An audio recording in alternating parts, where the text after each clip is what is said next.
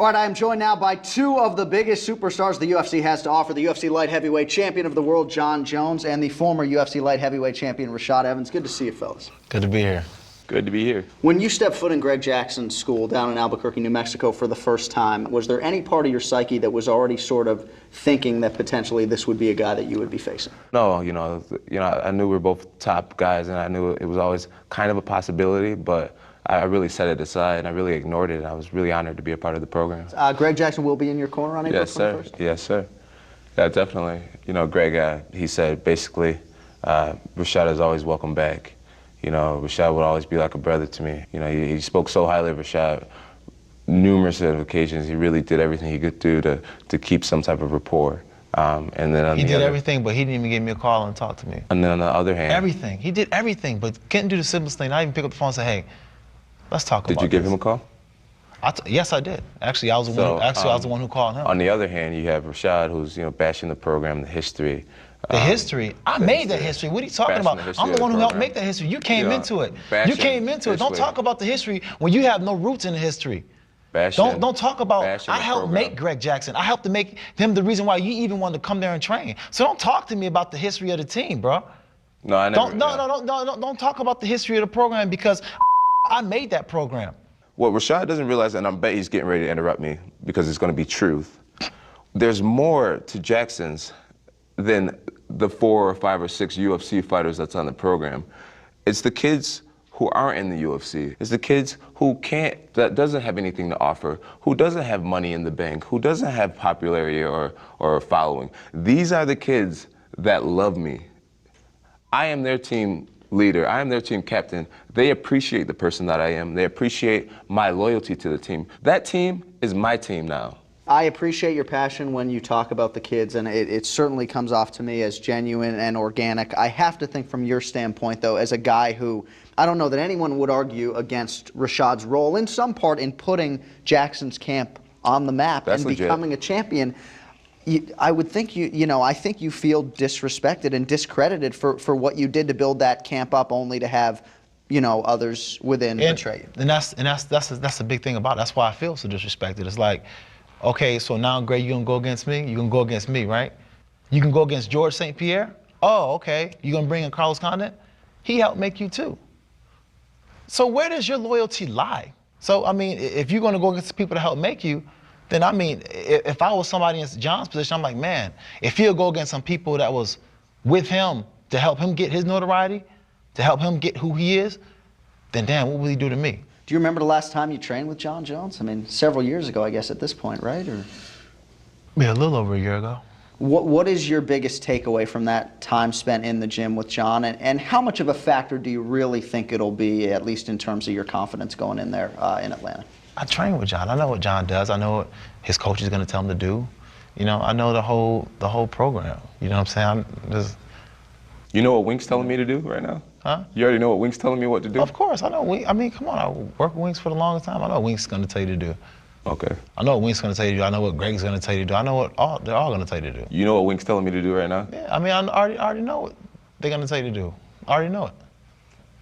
I'll tell you to your face. Rashad's way of winning this fight is his huge right hand, or to try to get me down round after round, right? I know the ways that I could lose this fight. I'm not naive to my weaknesses. But at the same time, I'm a wrestler too. I don't think he realizes that. And I have way more technique on my feet, and it's only getting faster and sharper and cleaner.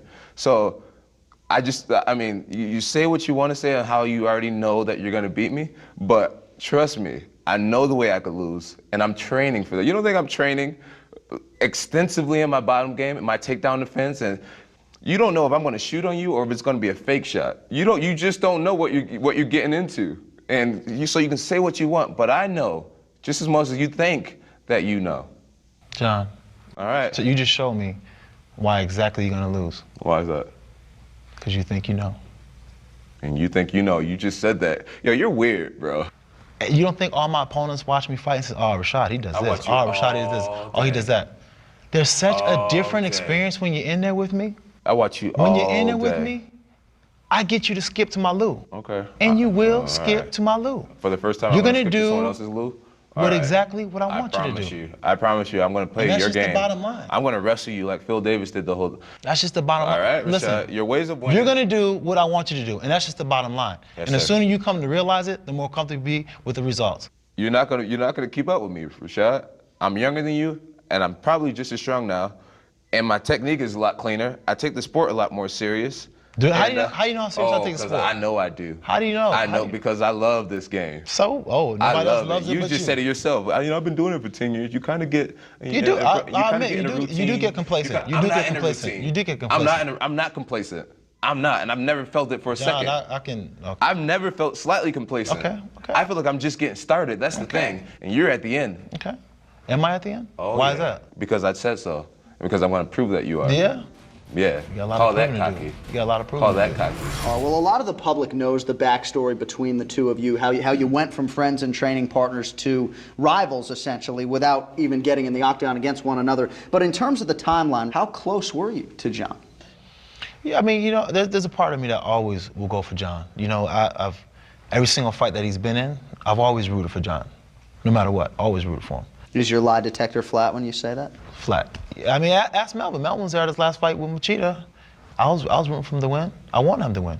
And I just say what I say about him being fake because John is not the person that, he says he is or tries to pretend he is to be. He's setting himself up for a fall that I don't think he can take right now.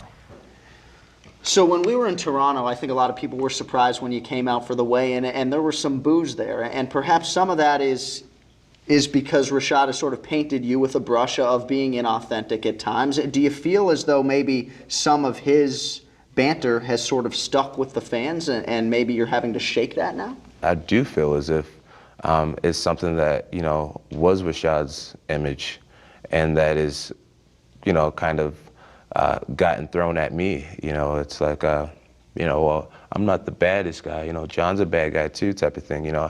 I remember Rashad started all the way back on The Ultimate Fighter with the gyrating and dancing and showboating in front of people. Matt Hughes, somebody who's greatly respected, was one of the first to call it out. Hey, this kid's a little on the cocky side, who is this guy? And, you got a guy like me. I treat people with the utmost amount of respect. That's a big part of who I am. And as an athlete, yeah, I have a chip on my shoulder. There's completely two different people. Jonathan Jones is a great person, and I'll say that about myself. Bones Jones is, yeah, he's a little high on himself. And I should be, but that's why I compete at the level I compete at, and I train to believe that way. Do you have any sympathy for Rashad being on that side of the equation, given the way everything went down? I have no sympathy for Rashad whatsoever. I remember you leaving Greg Jackson's and saying, "Oh, I needed a team that could just focus on me. I need something that's more based around me." And now you created the Black Zillions. And I say it all the time. There's no I in team. There's no I in Jackson's. There's I in Black Zillions. So I really look at you as fake. I look at you as arrogant. I look at you as selfish. I look at you as self-centered. And I think your biggest thing is to try to reflect it off of me and make me seem like I'm everything that you're feeling inside of your heart. So that's what I'm feeling. I think man. If the proof you figured it out. You figured me out, John. The proof is in your lifestyle, Rashad. The proof is in your lifestyle. Absolutely. You're loyal to no one but yourself. How's that? I've done nothing wrong but follow my dream. I haven't insulted anyone. I haven't disrespected anyone. I haven't traded on anybody. I came to this team. I took care of the coaches. I took care of the team. I kept winning. I kept getting better. And Rashad was like, "Oh, I better go start my own team." And that's what he did. There's no sympathy for him. That's the funny thing about it, and that's the part where you're immature and you're young. See, I would have never fought you. In a million years, I would have never fought you. I was going to fight at 185. I was going to do dream matchups. I was only going to try to help you become the best champion. True. I would have never, ever fought you. That's not true, Rashad. That's John, not true. I talked about going to one. I talked about going to 185. Yeah, you mentioned I was going to extend. But you took an interview with me saying I would never want to fight you. You took that interview and you said, "Well, John should have called me about it." I guess it's on. No, John. You know what you was doing, and you know what you was doing last time I called you out on it when we was talking to ESPN. You were talking some mess before, and I checked you on it before.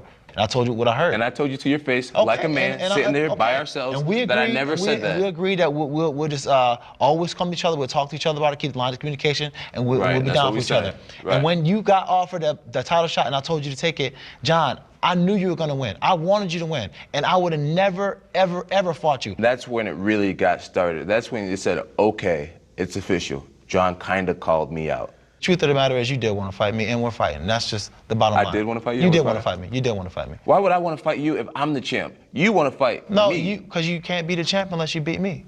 I already am the champ, Nah, Rashad. I just got the choked belt. out the guy You got that the knocked belt. you out. What are you got talking the belt. about? You got the belt, but you ain't the champ. You had this long, ugly fight with Rampage where you almost got finished. Okay. I finished Rampage. I'm not the champ. Lyoto knocked you out silly, and I just finished Lyoto, and I'm not the champ. I feel like the champ in every way, and I feel like I want to do the same exact thing to you in April. Well, we stop it down there. Rashad Evans, John Jones. Appreciate the extended time, fellas. Best of luck in Atlanta on the 21st. Thanks, man.